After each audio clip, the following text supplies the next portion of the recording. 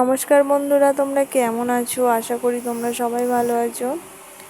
তো আজকে আমি আবার একটা মাছের ভিডিও তোমাদেরকে দেখাবো। আজকে আমাদের এই মাছটা নিয়ে এসছে। তো মাছটা তো অনেক বড়, ওই জন্য কর্তামশাই মাছটা কেটে দিচ্ছে। আর মাছটা দেখে বিড়ালগুলো আনন্দে ছুটোছুটি করছে, একবার কাছে এসে বসছে আর একবার ছুটছে। ওরা পুরো পরিবার নিয়ে চলে এসছে। তো মাছটা কাটা হয়ে এসছে প্রায়। দেখা যাক মাছটার পেটে ডিম আছে নাকি।